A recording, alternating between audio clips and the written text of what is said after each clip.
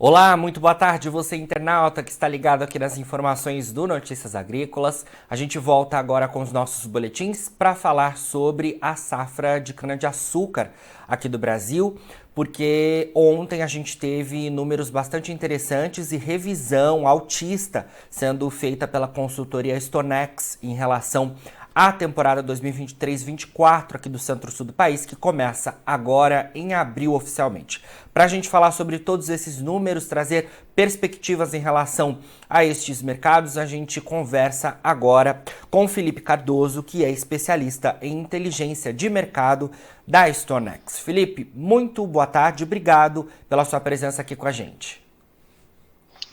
Boa tarde, Jonathan. Eu que agradeço o convite. É sempre uma satisfação muito boa poder falar do mercado sucroenergético. Prazer é nosso também em poder contar com as análises de vocês, Felipe. Bom, queria que você falasse pra gente sobre a divulgação que vocês fizeram ontem. Então, já antecipei que a gente teve uma revisão altista em relação à estimativa feita lá em janeiro deste ano, né, por parte da Stonex, e números também bastante positivos em relação à temporada que termina agora em março, a 2022-23, não é isso? Isso, exatamente. Então, a gente vem revisando, né, desde setembro, quando a gente soltou o nosso primeiro número para a safra 23-24, que começa agora no mês de abril, a gente vem revisando ela positivamente, justamente devido ao andamento do clima. Então, o clima ele tem sido um fator bastante crucial no desenvolvimento dos canaviais do Centro-Sul, desde a safra 21-22, quando a gente registrou aquela quebra precoce devido a um período longo de secas, a geadas muito intensas durante o inverno de 2021, ocasionou aquela perda produtiva bastante significativa para o setor. Na safra 22-23, a gente já teve um retorno das chuvas bastante intenso na região, que acabou favorecendo o aumento da produtividade, e a gente vê esse cenário se repetindo para a safra 23-24. Então a gente tem aí uma alta probabilidade de incidência do El Ninho a partir do segundo semestre de 2023, e isso traz uma perspectiva de aumento de chuvas para a região. Então, consequentemente, a gente tem um aumento no TCH, que é o parâmetro quantitativo dos canaviais, e, consequentemente, a gente tem um volume de cana maior a ser processado pelas usinas. Por isso que a gente tem essa estimativa de alta, a gente estima no relatório, a gente estimou no relatório de março uma moagem em 592 milhões de toneladas, um acréscimo de 6,2% em relação ao volume estimado para a safra atual, que também já demonstra um crescimento aí para o setor. Perfeito, então, Felipe, você trouxe essa informação em relação ao fenômeno climático El Niño, né? A gente saiu depois de mais de 3 anos do Laninha, a gente está num cenário considerado aí de estabilidade, né? E deve entrar então ao longo dos próximos meses em El Niño. Ou seja, a gente pode ter mais novidades aí relacionadas ao clima, um cenário ainda mais benéfico. Essa estimativa de vocês está passível ainda de alterações ao longo dos próximos meses diante disso? Sem dúvida, Jonathan. Eu acho que um ponto bastante que a gente deve ficar atento nesses próximos meses é, de fato, como que o clima vai se comportar, principalmente em Sim. volume de chuvas. Se, inclusive, esse volume de chuvas ele traz esse benefício de aumento da produtividade, mas ele pode limitar a operação das usinas no campo. Então, apesar Uhum. da gente ter esse volume de cana disponível, não necessariamente a gente vai conseguir colher tudo isso. Então, o volume de chuvas ele entra como um ponto de alerta justamente nesse sentido, de como que ele vai beneficiar os canaviais e se ele vai limitar ou não a operação das usinas nas lavouras. Um outro ponto importante em relação a isso é justamente essa questão da produtividade do ATR. Então, quando a gente tem um volume de chuvas maior, consequentemente a gente tem um ATR menor nessa cana, porque ela passa por um estresse hídrico menor no desenvolvimento dela, então ela acumula menos sacarose. Então a gente tem esse ponto para ser observado, que é, apesar da gente ter um volume maior de canas, a gente deve ter um volume de açúcar acumulado no como dessa planta menor.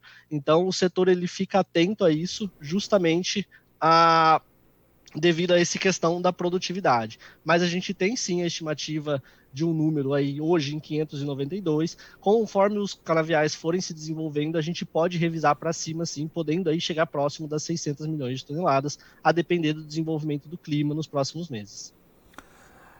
Felipe, você mencionou, né, essa questão relacionada à colheita, né, possivelmente com chuvas, há impacto, né, por parte das unidades produtoras com esse cenário, e a gente teve isso sendo visto, inclusive, nessa temporada atual, né, a gente ainda está na temporada 2022-23, que termina agora no dia 31 de março, então eu vou até levantar isso depois para a gente comentar um pouco sobre isso. É claro que é importante também atenção para esse cenário de chuva no momento ali em que a gente tiver uma colheita, né, e chuva expressiva, né, há possibilidades realmente de impacto. Ainda falando sobre os números, então, da temporada 2023-24 que vocês divulgaram, a gente tem também um dado interessante em relação à área, né? A gente deve ter uma área maior nessa nova temporada, não é isso? Isso, exatamente. Essa área que a gente divulgou, ela é relativa à área de colheita. Tá? Então Certo. não é a área total do setor em si, mas é a área de colheita. E por que a gente tem esse incremento? Justamente por isso que você comentou, da safra 22-23, a safra atual, ter registrado um grande volume de chuvas, principalmente nos meses de setembro e agosto, que são meses que não costumam ter um volume tão excessivo. E aí essas áreas que não foram colhidas nesses meses devem ser colhidas na próxima safra. Então a usina ela tem áreas remanescentes do ciclo atual que vão ser colhidos no próximo ciclo. Então por isso que a gente tem esse incremento de área para a safra 23-24. Ô Felipe, você falou em relação às próximas estimativas de vocês que podem sofrer alteração, possivelmente de alta. Você acredita que a gente pode, talvez lá na próxima temporada, chegar naquele patamar de 600 milhões de toneladas que o setor chegou a ver nos últimos anos? O que você acredita? Olha, observando principalmente as estimativas climáticas que a gente tem hoje, que indicam um volume de chuvas bastante significativos para o Centro-Sul, a gente vê essa possibilidade de ganho de produtividade para o setor para o próximo ciclo. Bacana. Então existe essa possibilidade de aumento, mas tudo isso depende de como que o clima vai se desenvolver. Então, como você disse, a gente veio de 3 anos de laninha, que acaba limitando um pouco a questão das chuvas no Centro-Sul e, consequentemente, reduz a produtividade dos canaviais, mas as nossas perspectivas no momento é da ocorrência do El Niño, que traz um volume de chuvas interessante para o setor, principalmente no segundo semestre, que é quando a gente tem o desenvolvimento ali, a parte de desenvolvimento dos canaviais, o desenvolvimento vegetativo dos canaviais que foram colhidos nos 3 primeiros meses, dos que estão sendo plantados para serem colhidos no próximo ciclo. Então a gente tem essa perspectiva de ganho de TCH, então a gente pode ter um crescimento e, consequentemente, a gente pode ter um volume de cana maior, chegando aí próximo dos 600 milhões de toneladas, sim. Bom, Felipe, vamos falar um pouquinho mais sobre os números relacionados a açúcar e etanol?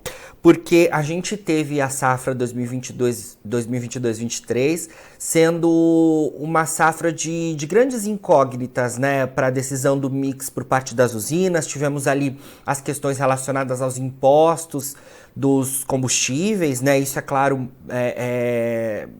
de alguma forma trouxe bastante dúvida para as usinas pela opção do açúcar ou do etanol durante a produção. A gente também teve preços bastante favoráveis do açúcar sendo registrados em momentos do último ano. A gente tem um cenário neste momento que até a gente vai falar melhor também em relação às preocupações voltadas para a safra asiática, principalmente da Índia. Isso tem dado suporte aos preços lá na Bolsa de Nova York.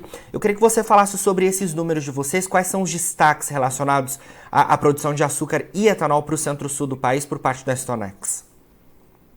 Isso, exatamente. Você trouxe um cenário bastante resumido dessas movimentações. A gente começou o ciclo 22-23 com uma valorização muito grande do etanol em relação ao açúcar e também com uma paridade ali interessante em relação à gasolina. Na época, a gasolina apresentava altos valores, principalmente ali devido aos desdobramentos do conflito entre a Rússia e a Ucrânia, e o petróleo acabou apresentando altas bastante significativas que refletiram no preço da gasolina. Só que esse cenário acabou se invertendo ali em junho, quando a gente teve aquela alteração nos preços dos combustíveis que você comentou, da questão de isentar os impostos federais. Isso acabou prejudicando bastante o etanol no mercado, principalmente a demanda, né, com a paridade ficou acima de 70%, enquanto o açúcar se manteve em negociações ali de certa forma até estáveis, acima de 19 cents por libra-peso. E na paridade entre os dois produtos, o açúcar acabou se sobressaindo a partir do meio do ano passado. E isso acabou fazendo com que as usinas direcionassem mais cana para a produção de açúcar do que do etanol, visto que o etanol estava bastante prejudicado na demanda nacional. Então, essa paridade entre os dois produtos acabou influenciando no aumento do mix de açúcar. Então, para a safra 22-23, a gente vinha desde o nosso primeiro número ali já sendo um pouco outlier do mercado, falando que o mix seria mais açucareiro do que as outras casas estavam anunciando, e de fato a gente hoje já está com um mix acima da safra passada e a gente estima um fechamento em 45,8, que é 0,8 ponto percentual acima da safra passada. Para a safra 23-24, a gente já projeta esse cenário mantendo essa vantagem para o açúcar em relação ao hidratado. O hidratado, apesar da volta dos impostos, ele mantém uma paridade ali acima de 70% em grande parte do Centro-Sul, principalmente o estado de São Paulo, que é o principal consumidor. Essa paridade ela deve cair no decorrer da safra, conforme as usinas forem colocando mais produto no mercado, então o preço automaticamente ele cai. Porém, quando comparado aos preços do açúcar, que mantém patamares elevados, o etanol ainda não mostra vantagem para a usina. Então a gente estima um crescimento de 46,7%, um crescimento de 0,9 pontos percentuais, fechando em 46,7%, o mix de açúcar em 23-24, principalmente porque os preços se mantêm elevados. E aí entra essa questão do saldo global que você comentou, principalmente a produção da Índia, que hoje a gente estimou em 34,1 milhões de toneladas no ciclo global, valor branco, registrando aí uma queda bastante significativa em relação ao fechamento da safra recorde que eles tiveram no período anterior. Então a Índia, também movimentada por questões climáticas nos principais estados ali, principalmente Maharashtra, que foi teve recorde de produção no ciclo 21-22, já vem demonstrando perdas produtivas que devem impactar no volume final. E, consequentemente, a Índia deve colocar menos valor, menos volume de exportação no mercado internacional, o que acaba sendo uma oportunidade para o Brasil, porque ele vai colocar mais devido a esses ganhos produtivos que a gente comentou, porém, isso dá suporte para os preços se manterem ali em patamares elevados. Em março, o fechamento do contrato de março em Nova York atingiu patamares altos que não se via desde 2016. Então ali ficou acima de 22 centos por libra-peso em algumas negociações, e isso faz com que a usina direcione mais cana para a produção de açúcar do que de etanol, visto essa vantagem na paridade que o açúcar com o etanol, o açúcar tem demonstrado em relação ao etanol. Então por isso que a gente estima um mix mais açucareiro, então a gente até aumentou em relação ao nosso dado de janeiro, justamente devido a essas movimentações entre os produtos da cana. Certo. Felipe, para a gente encerrar, eu disse que comentaria sobre isso, né? Sobre as chuvas impactando a colheita em alguns momentos da safra 2022-23. Eu trago isso para saber a sua visão, se isso a gente pode voltar a acontecer nessa temporada 2023-24 e quais as informações atualizadas de momento, se a gente já deve ter usinas iniciando a colheita e moagem da safra 23-24 antecipadamente. Sem dúvida, Jonathan, a gente tem conversado com algumas usinas e justamente por o setor ter cana remanescente ainda dos meses, principalmente de agosto e setembro, que foi bastante afetado por chuvas, eles já devem começar a antecipar a colheita dessa cana e também para aproveitar a oportunidade que está tendo aí, principalmente no mercado de açúcar, com esses preços elevados. Então agora para o mês de março, a gente estima que deve ter uma colheita total em torno de 15 milhões de toneladas, focado principalmente nessa segunda quinzena, onde a gente deve ter volumes de chuvas menores incidindo na região, então, consequentemente, eles vão ter uma oportunidade maior de atuar na colheita das lavouras, porém, a primeira quinzena teve um volume de chuvas bastante significativo, então isso deve ter prejudicado, de certa forma, um pouco as operações de colheita. A gente estima que nessa primeira quinzena deve ficar em torno de 3 a 4 milhões de toneladas, a gente ainda vai verificar certinho quanto que esse número deve aparecer, colocando aí os nossos relatórios de estimativa quinzenal da Única, e para essa quinzena, a depender do volume de chuvas que incide, a gente deve ter um volume de cana já bastante representativo, bastante superior quando comparado com o ano passado.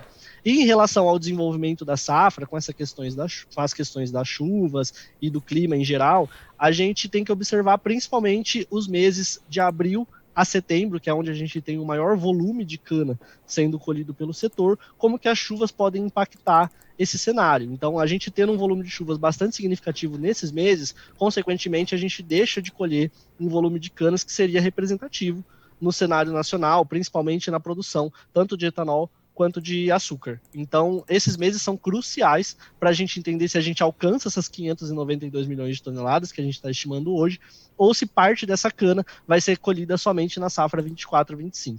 Então, o clima ele segue sendo o principal ponto de alerta para as usinas e para o setor como um todo.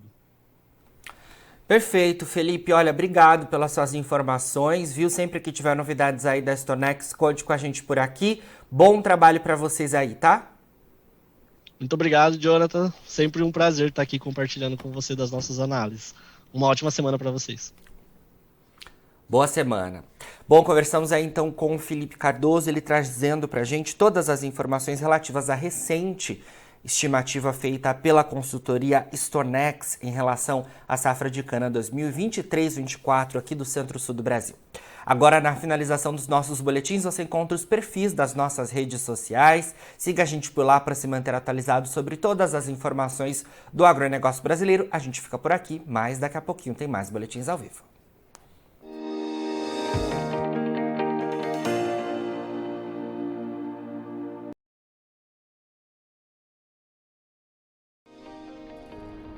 Se inscreva em nossas mídias sociais no Facebook Notícias Agrícolas, no Instagram @Notícias Agrícolas e no nosso Twitter @Notiagre. E para não perder nenhum vídeo, não se esqueça de nos acompanhar no YouTube e na Twitch, Notícias Agrícolas Oficial.